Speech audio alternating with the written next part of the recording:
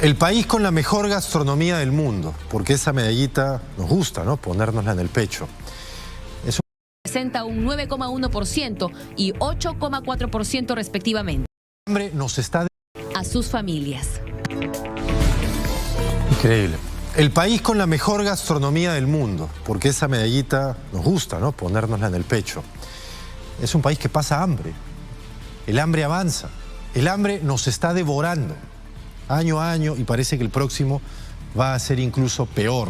Hay varios estudios, acabamos justamente de escuchar parte de los resultados del Índice Global del Hambre, pero también el Instituto de Estudios Peruanos ha desarrollado un estudio, CPI también, y CEPES, cuyo proyecto tengo acá, desarrolló uno que concluye que las desigualdades sin duda agravan la inseguridad alimentaria. Ustedes saben, no solamente los sectores más pobres de nuestro país enfrentan hambre.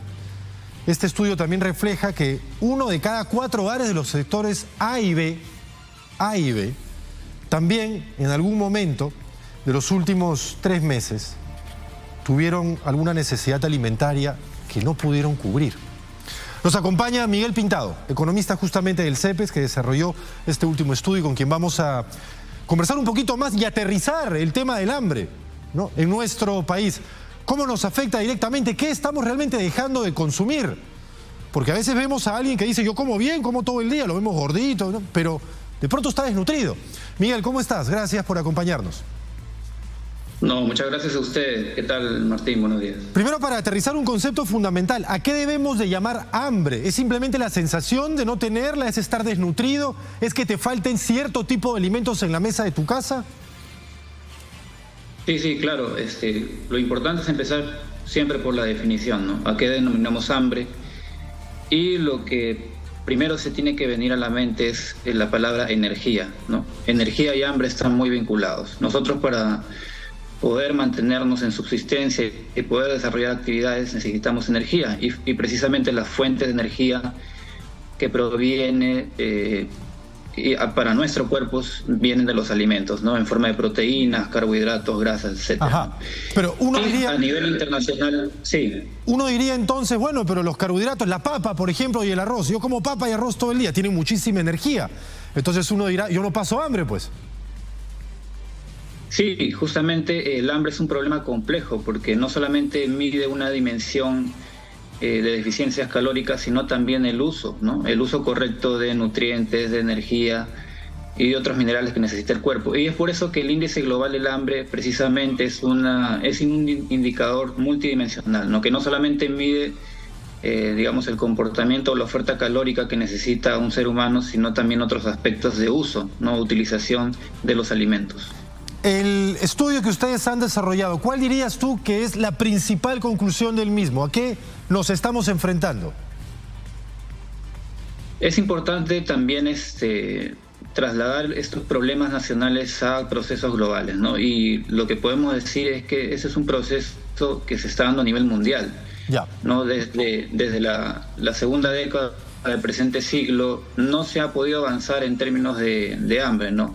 Por ejemplo, a inicios del año 2000 habían 800 millones de personas a nivel mundial que pasaban hambre. Sí.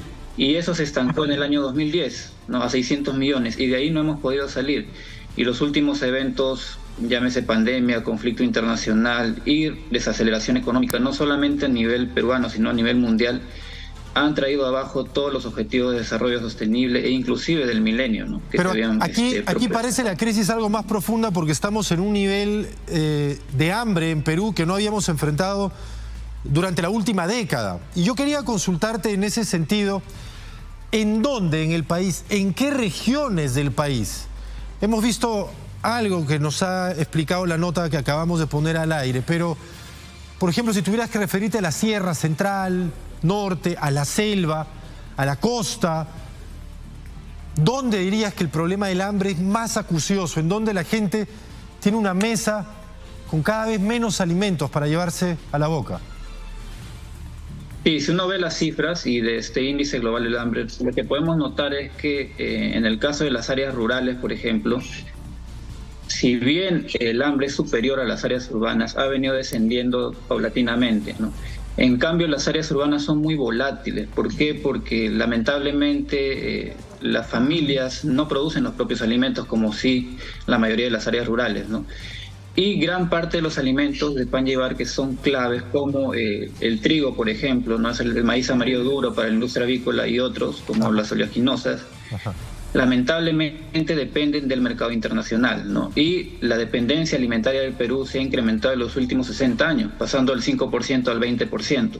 Sin embargo, en estos alimentos que te digo que son claves para la canasta básica familiar, la dependencia está por encima del 80%. Entonces, cuando los precios internacionales empiezan a elevarse, sí, lamentablemente impactan directamente sobre las economías, principalmente urbanas.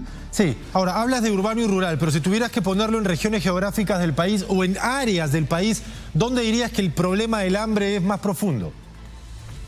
Hambre y pobreza están íntimamente relacionados, ¿no? Y como habíamos también visto en el Centro Peruano de Estudios Sociales, el hambre y la desigualdad también están íntimamente relacionados. Entonces, los problemas de pobreza y de desigualdad, esas brechas que siempre mencionamos, que son mayor en la Sierra Central, Sur, ¿no? En varias partes de la selva, también son sitios en donde también el hambre está muy extendido, ¿no? Y están por encima de las áreas urbanas. Ahora, cuando hablamos de hambre, empecemos a hablar de alimentos en sí mismos. Por ejemplo, ¿está el peruano promedio dejando de consumir qué cosa?